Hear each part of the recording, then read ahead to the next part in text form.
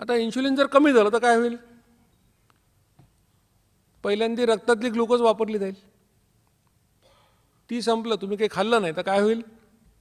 Glycogen बाहेर काढून ते 400 कॅलरीज वापरेल शरीर. मग आता ग्लुकोज संपलं, ग्लायकोजन संपलं, खिशातले पैसे संपले, कपाटातले संपले, मग काय होईल? बँकेत जावं लागेल एफडी मोडायला. एफडी काय कोणी सहजासहजी मोडत नाही, सगळे पैसे संपल्याशिवाय काय एफडी मोडत नाही. तसं जेव्हा ग्लुकोज संपलं, ग्लायकोजन संपलं, तेव्हा मग शरीर काय करेल? जिथे कुठे चरबी आहे ती काढून जाळण्याचा कार्यक्रम सुरू होतो. म्हणजे या जगामध्ये ज्याला कोणाला वजन कमी करायचं आहे, ज्याला कोणाला चरबी कमी करायची आहे, त्याच्या पुढे एकच मार्ग आहे फक्त. तो मार्ग आहे इन्शुलिनची लेवल कमी करणे, दुसरा कुठलाही मार्ग नाही. मग जर इन्शुलिनची लेवल कमी करायची असेल तर काय करणार? उद्यापासून कमी खाणार का कमी वेळा खाणार? कमी वेळा खाणार, कारण कमी खाऊन उपयोग नाही. एक पोळी खाल्ली तरी एक माप, 2 पोळ्या खाल्ल्या तरी एकच माप. कमी वेळा खाणं हा त्याच्यावर मार्ग आहे. आता तिसरा गृहपाठ तुम्हाला, तुम्ही इन्शुलिन किती वेळा तयार करता बघा.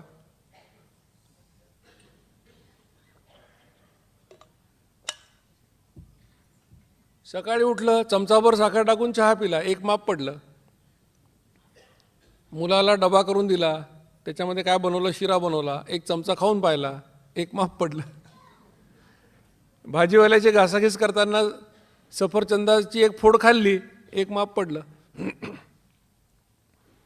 मी तुम्हाला सुरुवातीलाच सांगितलं होतं की उद्याचा दिवस आजच्यासारखा असणार नाही तुमच्या आयुष्यात.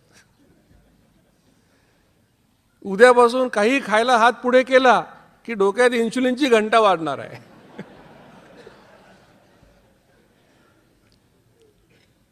पण तुमच्यात बदल कसा होईल बघा, तुमची जाणीव खाण्याविषयीचा कॉन्शियसनेस कसा वाढेल बघा. तुम्हाला कोणी प्रसाद आणून दिला सिद्धिविनायकचा, तुम्ही काय कराल? तो पेढा हातात ठेवणार आणि विचार कराल की एवढ्या पेढ्यासाठी एक माप इन्शुलिन पाडणं आवश्यक आहे का? मग काय करतो? जेवताना खातो, वाटीत काढून ठेवू, जेवताना खाऊ. तर बघा किती वेळा इन्शुलिन तयार करता. आपल्याला कमीत कमी वेळा तयार करायचं आहे, लक्षात ठेवा.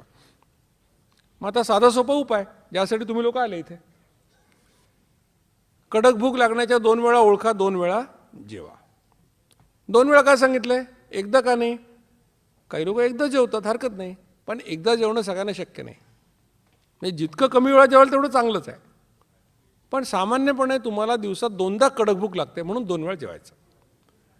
कडक भुकेच्या वेळा ज्यांना कळल्या नाहीत असे पुष्कळ लोक असतील, त्यांनी काय करायचं? 2 पॅटर्न जगात आहे. सकाळी 9, संध्याकाळी 6, दुपारी 12:30 1, रात्री 8:30 9, कुठल्या तरी पॅटर्ननी चालू करून द्या. 7-8 दिवसात तुम्हाला ट्रायल अँड एररनी कळेल की आपली वेळ 9 नाही, 10 आहे, 10:30 आहे, काय असेल ते. एकदा त्या तुमच्या वेळा ठरल्या की त्याच वेळेला जेवा. नाही तर आज 12ला जेवलं, उद्या 4ला जेवलं, परवा 8ला, असं करू नका. नाही तर काय, स्टार्वेशन सिग्नल, पुन्हा पोट बाहेर. ठराविक वेळेला जेवायचं आपल्या. नवरा बायकोचं एकमेकावर किती प्रेम असेल तरी हरकत नाही, पण जेवायच्या वेळा वेगळ्या असू शकतात, लक्षात ठेवा. याच्यासाठी त्याच्यासाठी थांबत बसू नका, आपल्या वेळेला जेवायचं. 55 मिनिटात जेवण संपवा. 55 मिनिटं जेवा असं सांगितलेलं नाही. पुष्कळ लोकांचा गैरसमज होतो, कारण लोक ते हवं ते ऐकतात बरोबर. आणि सुरुवातीला लोकांना लागतात 55 मिनिटं. काय करतात? सगळे जे पदार्थ खायचे आहेत ना ते सगळे गोळा करून ठेवतात.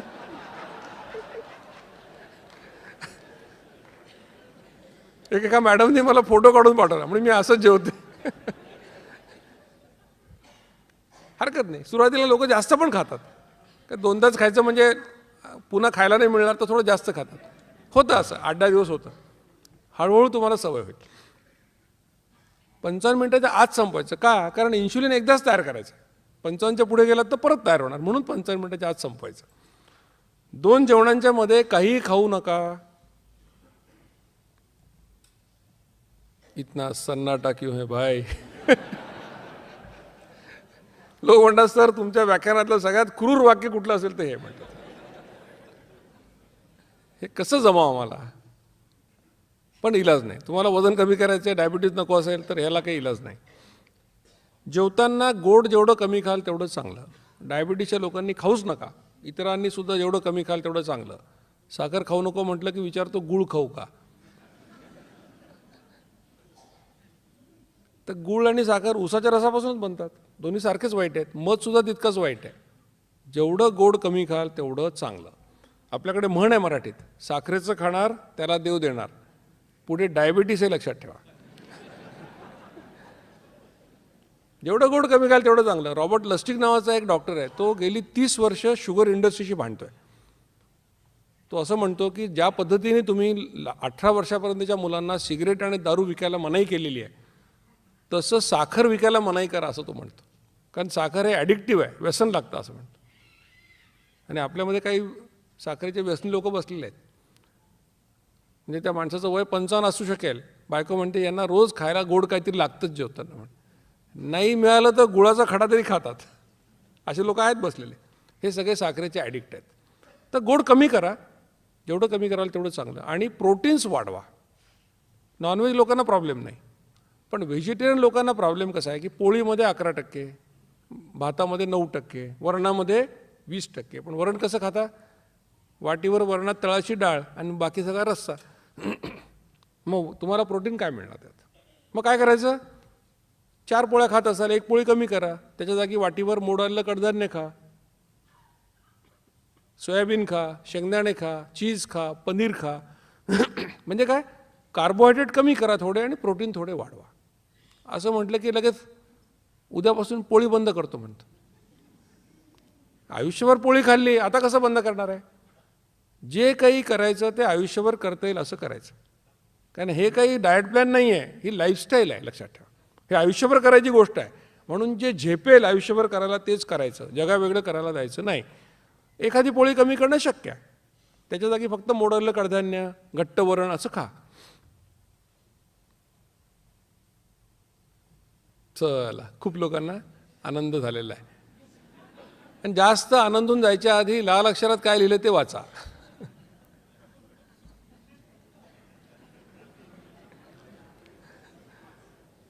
उत्तम मार्ग म्हणजे आधेमध्ये काही खाऊ नका. आपलं ध्येय काय असायला पाहिजे? 2दा जेवणे, मध्ये पाणी पिणे, हे ध्येय असायला पाहिजे. आणि हे तुम्ही गाठाल. याला 15-20 दिवस लागतात, पण त्याच्यापेक्षा जास्त लागणार नाही. पाणी चालेल, घरी बनवलेलं पातळ ताक चालेल. 2 चमचे दह्यात ग्लासभर ताक बनवा. विकतचं ताक नको. ग्रीन टी, ब्लॅक टी तुम्ही पित असाल, आवडत असेल तर घ्या.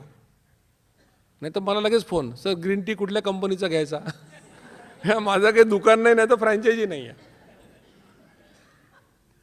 25% दूध, 75% पाण्याचा पातळ चहा चालेल. कशातच साखर किंवा शुगर फ्री टाकायचं नाही. नारळ पाणी चालेल, मलई खायची नाही. नाही तर लगेच 40 रुपयाचं शहाळं आणलं, मलई वाया कशी घालवायची? हे वाया कशी घालवायची या 3 शब्दांमुळे महाराष्ट्रातल्या निम्म्या महिला लठ्ठ झालेल्या आहेत.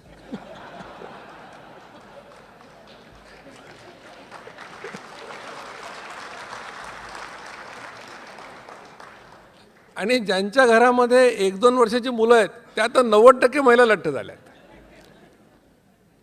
ज्यांचं पहिलं मूल आहे त्यांना कळतच नाही किती खायला बनवायचं ते. शिरा बनवायला एवढा मोठा बनवतात, मोठ्या माणसासारखा. आणि आता मुलाला द्यायचं म्हणजे प्रेम सगळं, त्याच्यात तूप घालतात भरपूर. आणि दिवसभर त्या मुलाच्या मागे फिरतात प्लेटमध्ये घेऊन शिरा. आता तो लहान मुलं किती खाणार खाऊन कोण? 5-6 घास खातो, ते उरतं. मग वाया कसं घालवायचं?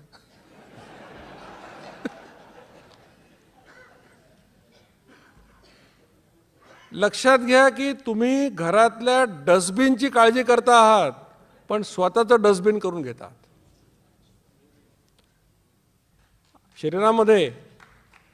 शरीरामध्ये अन्न घालणं सोपं आहे फार, काढणं फार अवघड आहे. 110 किलोच्या माणसाला विचारा, तो म्हणतो सर मी हवा खाल्ली तरी वजन वाढतं मला. 1-1 ग्रॅम कमी करायला लोक तरसतात, लक्षात घ्या. म्हणून आग्रह कोणाला करू नका कधीच. मलाही वाया घालवायची नाही आहे. 2 जेवताना खा, काही प्रॉब्लेम नाही, वाटीत काढून ठेवा. टोमॅटोचे 1-2 फोडी, जास्तीत जास्त 1 टोमॅटो चालतो. एवढे पदार्थ खायला परवानगी आहे. का बरं हे पदार्थ? कारण हे पदार्थ खाल्ल्याने इन्शुलिन निर्माण होत नाही असं आमच्या प्रयोगांमध्ये लक्षात आलं, म्हणून हे घ्यायचं. आम्ही अनेक प्रयोग केले. बाकीचे प्रयोग तुमचे तुम्ही करायचे. मला विचारायचं नाही गुटखा खाल्ला चालतो का, तंबाखू चालते का. ते प्रयोग तुमचे तुम्ही करा. कसे करायचे मी तुम्हाला सांगतो.